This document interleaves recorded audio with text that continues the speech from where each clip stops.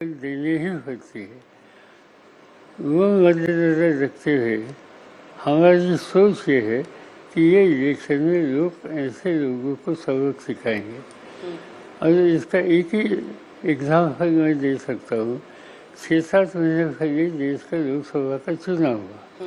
लोकसभा का चुनाव हुआ तो इससे पहले 5 साल पहले जो लोकसभा का इलेक्शन था, चुनाव हुआ था, तो क्या स्थिति थी हमारी ये स्थिति थी कि मेरे पार्टी को 4 सीट थी और कांग्रेस को पूरे स्टेट में 1 सीट थी। इतनी हमारी हालत बुरी थी। मगर 6 महीने पहले जो लोकसभा का चुनाव हुआ, वहाँ हम तीनों को 31 सीट मिली आउट ऑफ 48। अच्छा, जहाँ तक मेरी पार्टी है, मैंने खाली 10 सीट कॉन्टेस्ट की, 10 से 8 जीते।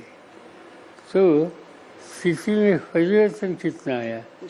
तो पार्टी टूटी थी, जो लोग बाहर गए थे, जो बीजेपी के साथ जाकर बैठे वो इनके साथ बैठे थे।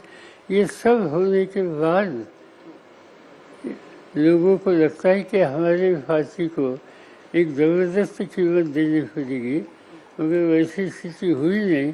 लोगों ने हमें ज़बरदस्त समर्थन दे दिया। 10 में से 8 आप ही ने बताया आपकी पार्टी ने जीती। अजीत पवार फेल होते हुए नजर आए, लेकिन पवार वर्सेस पवार में जनता ने सर क्लियर मैंडेट दिया कि वो आपके साथ है। लेकिन सेना वर्सेस सेना वाली लड़ाई में शिंदे साहब का स्ट्राइक रेट बेटर है, हालांकि सीट उद्धव ठाकरे की ज्यादा है। तो मतलब एक तरफा नहीं गया विरासत की जो पॉलिटिक्स है। क्या वो असल लड़ाई रहेगी आपके लिए? क्योंकि शिंदे साहब की स्ट्राइक रेट उद्धव ठाकरे से बेटर थी, हालांकि उद्धव जी की सीट ज्यादा थी। मुझे लगता है कि आज भी पॉलिटिकल पार्टी आप देखेंगे तो पार्टी का संगठन उद्धव ठाकरे के पास जितना है उतना शिंदे साहब के पास बिल्कुल नहीं, कंपैरिजन नहीं।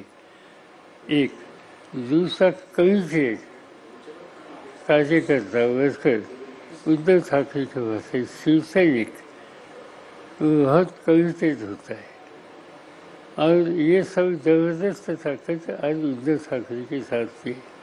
हाँ, शिंदे साहब के साथ गवर्नमेंट है, चीफ मिनिस्टरशिप है एंड ट्रिमेंडस फाइनेंशियल स्ट्रेंथ है, ये हम लोग देखते हैं।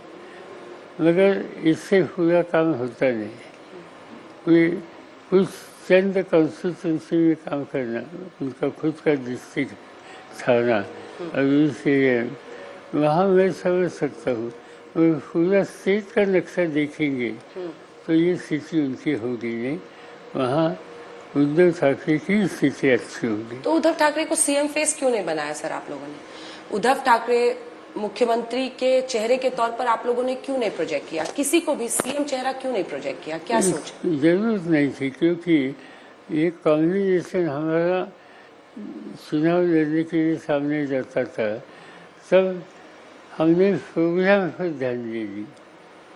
चुनाव जीतने के लिए बाकी कोई समस्या आनी नहीं चाहिए। हमने सीधी बात तय की कि चुनाव के बाद बैठकर जिनके साथ लोग ज़्यादा है उसको मद्देनजर रखते हुए हम करेंगे। तो आप ये देखिए कि उद्धव ठाकरे चीफ मिनिस्टर हुए। मुझे मालूम नहीं, आपको मालूम है कि नहीं उस समय की स्थिति। पार्टी की मीटिंग हुई थी, मेरे साथ उद्धव ठाकरे बैठे थे और सवाल उठाया गया कि आगे का चीफ मिनिस्टर कौन होगा। कोई बोलने के लिए तैयार नहीं था। मैंने उद्धव का हाथ पकड़ा और ऐसे हाथ किया, ये हो जाएंगे। उद्धव ने खुद डिमांड नहीं की थी, किसी ने किसी की नाम लिया नहीं था। नाम मैंने प्रपोज किया। मैं खुद मेंबर भी नहीं था, मैं राज्यसभा में था। मगर ये प्रपोजल लोगों ने एक्सेप्ट किया और उद्धव जी महाराष्ट्र की चीफ मिनिस्टर बने। तो फॉर्मूला यही रहेगा कि जिस पार्टी के सबसे ज्यादा विधायक होंगे उस पार्टी से सीएम बने। हो सकता, यही हो सकता है। लाड़की बहन योजना कितना बड़ा गेम चेंजर है, क्योंकि ये इस जो मौजूदा सरकार है वो बहुत काउंट कर रही है, महिलाओं के पास सीधा पैसा पहुंच रहा है। लाड़की बहन योजना जो इस सरकार की चल रही है, क्या वो गेम चेंजर होगी? इसका दम महायुति भरती है। इसका कुछ न कुछ असर पैसे जिन्हें मिले हैं, इसका कुछ न कुछ असर हो जाएगा, मगर इतना नहीं हो जाएगा। हम पूछते हैं, अभी 2-3 दिन पहले एक डिस्ट्रिक्ट से दूसरे डिस्ट्रिक्ट बाहर रोज में जाता था और खेतों में एक 15-20 महिला काम करती थी। मैंने गाड़ी रोकी, इन महिला को बुलाया, पूछा कि रात की बहन का पैसे मिले क्या? तो कोई 15 या 20 थे। इनमें से 70% महिला ने कहा कि हमें मिला। बोले आप खुश हो गए? बोले बिल्कुल खुश नहीं। ये क्यों? मुझे ईडी और आई की कीमत कहाँ से कहा गई? अनाज बनाने के लिए जो जो चीज़ें रखते हैं सबकी कीमत कहाँ जा रही है? डीजल की कीमत क्या जा रही है? एक हाथ से आप देते हैं, दूसरे हाथ से आप निकलते हैं हमारे देश से, इसका क्या फायदा है? महंगाई से कैसे देना?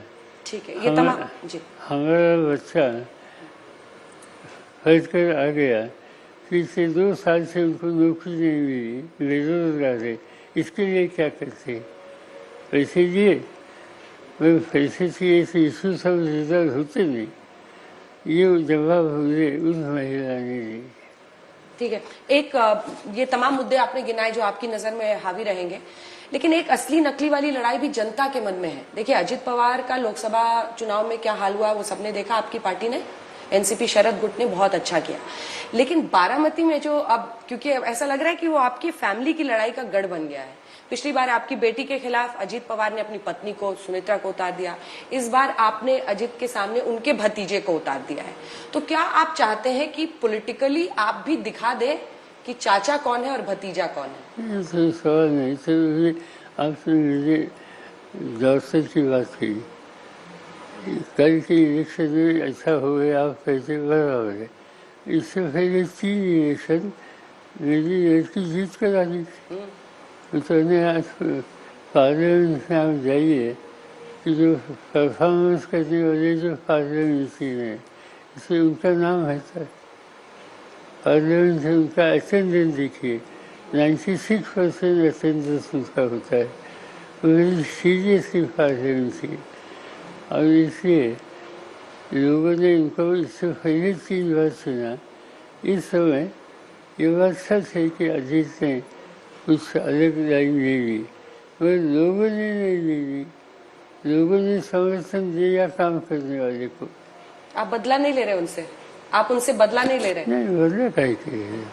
पर कई लोग कह रहे हैं sir, post election, post result क्या ऐसी कोई स्थिति बन सकती है कोई कि अजित वापस आए? अभी मैं देख रही थी, सुप्रिया सुले जी ने अभी कहा है, आपकी बेटी ने, कि ये पॉसिबल नहीं होगा जब तक वो बीजेपी के साथ है। मेरा कहना है, हमारे सब साथियों की क्लियर कट लाइन है। पर वो तो सर चले जाते हैं ना, उधर भी चले जाते हैं, फिर इधर भी आ जाते हैं, उनको तो कोई दिक्कत है नहीं। बीजेपी के साथ रहकर वह हमारे साथ बीजेपी को छोड़कर आएंगे तो भतीजे को छोड़ेगी नहीं, क्योंकि मोदी साहब ने जब इन लोगों ने तय किया मोदी साहब के साथ जाने का, भोपाल से मोदी साहब ने स्टेटमेंट दिया था कि जो स्टेटमेंट महाराष्ट्र में इरिगेशन स्कैम में जिन लोगों को, जो लोग इसमें है, ऐसे लोगों को छुटकारा नहीं होगे, ऐसे उन्होंने कहा।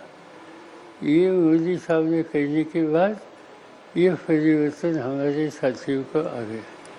और आज के अखबार लोक सत्ता, इंडियन एक्सप्रेस का मराठी वर्जन, इसमें छगन भुजबल सीनियर नेता जो अजित साहब के साथ है, उनका बयान आया है कि हम लोगों ने एक राजनीतिक लाइन ली क्योंकि ईडी हमारे खिलाफ थी, मुझे जेल में भेजा था। बाकी लोगों को जेल में जाने की नौबत नहीं आनी चाहिए, इसीलिए हमने एक हमारा पॉलिटिकल एफर्ट बदला। ये आज के अखबार में अनाउंस हुआ है। तो आप खुद ही कह रहे हैं कि वो बता रहे हैं कि ईडी के डर से किया है, ऐसे लेकिन उन्होंने क्या कहा, ऐसा उन्होंने कहा है, लेकिन क्या आप मानते हैं कि भ्रष्टाचार किया है अजित पवार ने या छगन भुजबल ने, इन नेताओं ने, और इस वजह से, डर की वजह से वो उधर है? मेरे हाथ में कुछ नहीं। ईडी वालों के या बाकी जो इन्वेस्टिगेशन करने वाली एजेंसी वो कैसे, मेरे हाथ में कुछ सबूत है ऐसा मैं कह नहीं सकता। ठीक है सर, अब आखिरी के 2 सवाल करती हूँ जल्दी से। शरद पवार रिटायर हो जाएंगे, राज्यसभा का भी सांसद बनूंगा नहीं बनूंगा इस पर सोचूंगा, ये ख्याल क्यों आपके मन में आ रहा है? आप तो 84 की उम्र में 4 सभाएं आज भी कर रहे हैं, तो फिर जब फिट एंड वो है तो आप क्यों पॉलिटिक्स से क्यों अलग होना चाहते हैं? या चाहते हैं कि अच्छे से सुप्रिया को सब कुछ पास बिल्कुल नहीं, पॉलिटिक्स से बिल्कुल अलग नहीं होगा, पार्टी संगठन से दूर नहीं होगा, चुनाव लड़ने से दूर होगा। अच्छा। और चुनाव क्योंकि मैंने 14 बार चुनाव लड़े, कितने बार कॉन्टेस्ट कर रहे, इतने बार चुनाव लड़े, राज्यसभा, लोकसभा, विधानसभा, विधान परिषद, बाई इलेक्शन, ये सब किया। अच्छा, ऐसे लगता है कि अभी नई पीढ़ी आगे कैसे आएगी इस पर ध्यान देना, पार्टी का काम करना, पार्टी मजबूत करना। पार्टी एंड चुनाव इसमें थोड़ा फर्क है। फुल एक्सक्लूसिवली कई राजनीतिक नेता ऐसे है वो चुनाव लड़ते नहीं, वो पार्टी का काम करते, संगठन में ध्यान देते हैं। मैं उस रास्ते से जाना चाहता हूँ। पर इससे लोगों की भावनाएं भी, इमोशंस भी उठते हैं कि शरद भाव ऐसा बोल रहे हैं तो शरद जी के साथ जाना है। कई लोग मानते हैं कि इलेक्शन के टाइम आप ये बोलते हैं तो जनता आपकी तरफ आती है, तो ये एक स्ट्रैटेजी है। ये स्ट्रैटेजी है, ये सच्चाई है। प्रधानमंत्री नरेंद्र मोदी भी आपकी तारीफ करते हैं। मैं अब शरद पवार जो इतने बड़े पॉलिटिशियन है महाराष्ट्र के, उनको डिकोड करना चाहती हूँ। प्रधानमंत्री तक आपकी प्रशंसा कर देते हैं, इसकी वजह क्या है? आपका क्या मतलब? उनकी इसमें स्ट्रैटेजी क्या है मैं समझ नहीं सकता। प्रधानमंत्री ऐसे बोलते इस पर मेरा भरोसा नहीं। और दूसरी एक बात है कि जब मैं केंद्र सरकार में काम करता था 10 साल, तब नरेंद्र मोदी स्टेट में काम करते थे जी। और उनका कांग्रेस के रिश्ते बड़े खराब थे। और इसी समय मनमोहन सिंह जी के नेतृत्व वाली सरकार थी, कांग्रेस के रिश्ते उनके अच्छे नहीं थे। और उसी समय गुजरात का कोई भी इशू हो, स्टेट का, पॉलिटिकल नहीं, ऐसे समय मैं हमेशा उनको मदद करता था। मेरे घर आते थे कि ये समस्या है, ये पानी की समस्या गुजरात महाराष्ट्र इनकी है, इसे रास्ता निकालने के लिए मुझे मदद करो।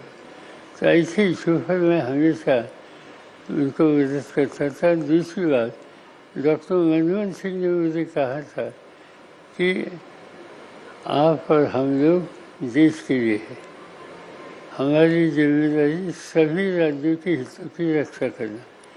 राजनीति में लड़ाई करना सब करेंगे, मगर not at the cost of development of any state. और इसलिए आप गुजरात की भलाई के लिए मोदी जी से जिससे अच्छे दिखते हैं, उनके काम में ध्यान देते हैं, ये अच्छी बात है, आप ये करिए।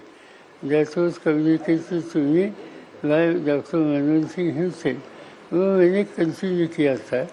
इसीलिए एक कंस्ट्रक्टिव अप्रोच हमारा था, इसलिए शायद कभी कभी वो बोलते, इससे ज़्यादा नहीं। पोस्ट लोकसभा रिजल्ट्स, राहुल गांधी की नेतृत्व क्षमता में आपको आप किस तरह से देखते हैं, क्योंकि आपने लंबा सफर तय किया है? अभी तो मैं देख रहा हूँ कि वे ही जो speaking, way he campaigning, way he interacting with various cross section, बहुत सुधार है, बहुत सुधार है कहा। आप यहाँ कई 4 दिन पहले यहाँ की मीटिंग उनकी हुई विजय शासन इंस्टीट्यूट के साथ, आप रिएक्शन लीजिए लोगों की, सब्सटेंशियल इम्प्रूवमेंट है, सब्सटैंशियल इम्प्रूवमेंट, बहुत सुधार आप देख रहे हैं। आखिरी सवाल, अगर हंग असेंबली होती है, कोई ऐसी सूरत बन सकती है कि आप बीजेपी के साथ जाएं या महायुति की तरफ जाएं? सवाल ही फायदा नहीं, हंग असेंबली होगी नहीं, क्लियर गवर्नमेंट हमारा आएगा।